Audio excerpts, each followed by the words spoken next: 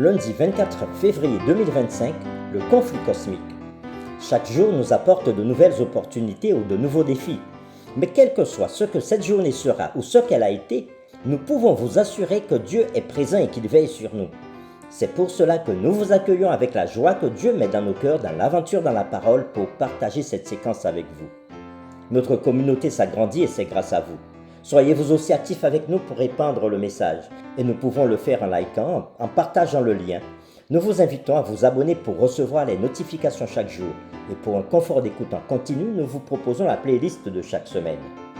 Le texte à mémoriser de cette semaine que nous vous invitons à dire avec nous se trouve dans Genèse chapitre 3, le verset 15. « Je mettrai inimitié entre toi et la femme, entre ta postérité et sa postérité. Celle-ci t'écrasera la tête et tu lui blesseras le talon. » Nous vous invitons à le redire avec nous, Genèse chapitre 3, le verset 15. « Je mettrai inimitié entre toi et la femme, entre ta postérité et sa postérité. Celle-ci t'écrasera la tête et tu lui blesseras le talon. » Dans quel passage les Écritures enseignent-elles qu'il y a un conflit cosmique entre Dieu et Satan?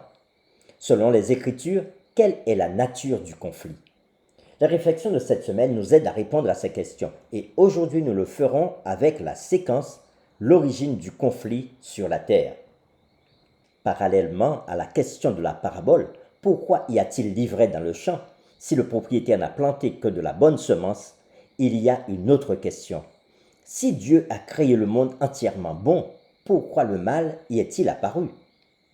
Nous vous invitons à lire Genèse chapitre 1er, le verset 31 et nous répondrons à la question suivante. Que révèlent les paroles de Dieu sur l'état de la création lorsqu'il avait fini de créer et pourquoi cette réponse est-elle importante? Nous lisons Genèse chapitre 1er verset 31.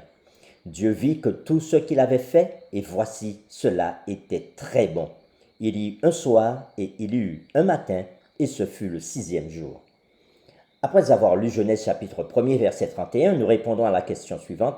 Que révèlent les paroles de Dieu sur l'état de la création lorsqu'il avait fini de créer et pourquoi cette réponse est-elle importante?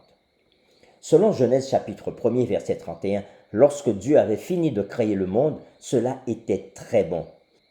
Dans Genèse chapitre 1er, il n'y avait aucune trace de mal dans la création de cette planète par Dieu. Comment alors le mal est-il entré dans l'expérience humaine? Nous vous invitons à lire Genèse chapitre 3, les versets 1 à 7, et nous répondrons aux questions suivantes. Que nous dit cela sur la façon dont le mal est arrivé ici sur terre? Deuxième question, quelle lumière cela apporte-t-il sur la nature du conflit cosmique? Nous lisons Genèse chapitre 3, le verset 1 à 7. Le serpent était le plus rusé de tous les animaux des champs que l'Éternel Dieu avait fait. Et il dit à la femme, Dieu a-t-il réellement dit, vous ne mangerez pas de tous les arbres du jardin?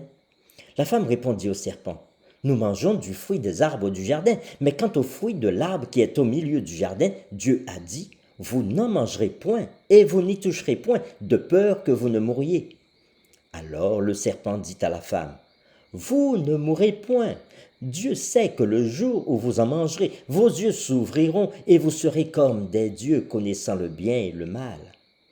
La femme vit que l'arbre était bon à manger et agréable à la vue, et qu'il était précieux pour ouvrir l'intelligence. Elle prit de son fruit et en mangea. Elle en donna aussi à son mari qui était auprès d'elle, et il en mangea. Les yeux de l'un et de l'autre s'ouvrirent, ils connurent qu'ils étaient nus, et ayant cousu des feuilles de figuier, ils s'en firent des ceintures. Nous lisons maintenant Apocalypse chapitre 12, les versets 7 à 9. Il y eut guerre dans le ciel. Michel et ses anges combattirent contre le dragon, et le dragon et ses anges combattirent. Mais ils ne furent pas les plus forts, et leur place ne fut plus trouvée dans le ciel. Et il fut précipité, le grand dragon, le serpent ancien appelé le diable et Satan, celui qui séduit toute la terre. Il fut précipité sur la terre, et ses anges furent précipités avec lui. Après avoir lu Genèse chapitre 3, versets 1 à 7, nous répondons aux questions suivantes. La première, que nous dit cela sur la façon dont le mal est arrivé ici sur la terre? La deuxième question, quelle lumière cela apporte-t-il sur la nature du conflit cosmique? Dans le récit, nous voyons des mensonges sur le caractère de Dieu proférés par le serpent, identifié comme le diable lui-même, le serpent ancien, dans Apocalypse chapitre 12, versets 7 à 9. Le serpent utilisa d'abord une question pour jeter le doute sur le commandement de Dieu, inversant presque ce que Dieu avait commandé dans sa question. Ensuite, le serpent contesta directement ce que Dieu avait dit, disant à Ève, « Vous ne mourrez point ». Quelqu'un, soit le serpent, soit Dieu, avait menti à Ève, qui a maintenant un choix à faire quant à savoir si elle doit croire à ce que Dieu lui a dit ou à la parole du serpent. Ici et ailleurs dans les Écritures, la nature de ce conflit porte principalement sur ce qu'il faut croire et qui croire, ce qui est en soi intrinsèquement lié à l'amour. Et cela est dû au fait que nos croyances sur quelqu'un, le genre de personne qu'il est et le fait de savoir si on peut lui faire confiance ou pas ont un impact profond sur le fait que nous aimions et fassions confiance à cette personne et, dans ce cas, que nous écoutions ce qu'elle nous dit. Pour terminer, lisons à nouveau Genèse chapitre 3, le verset 15 et réfléchissons à cette question. La déclaration de Dieu au serpent, selon laquelle la postérité de la femme se référant au Messie écraserait la tête du serpent, est souvent identifiée comme le premier évangile dans les Écritures. Comment cela renforce-t-il à la fois la réalité du conflit et nous donne de l'espoir au milieu de celui-ci? Nous lisons Genèse chapitre 3, verset 15. « Je mettrai inimitié entre toi et la femme, entre ta postérité et sa postérité.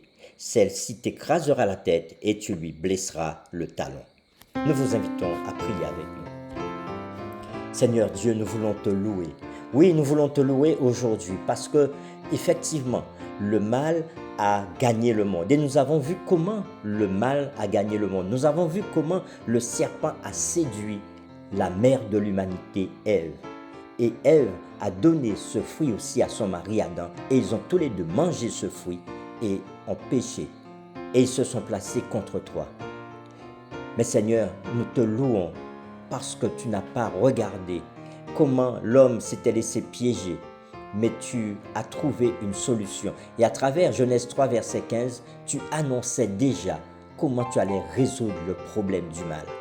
Alors Seigneur, aide-nous encore à saisir, oui, à saisir ton amour pour nous, ton amour qui nous montre que tu ne laisseras pas le mal impuni et que tu es la solution et que tu apporteras cette solution pour que ceux qui t'ont choisi soient sauvés. Aide-nous encore aujourd'hui à faire le bon choix dans nos vies. Nous t'avons prié au nom de Jésus. Amen.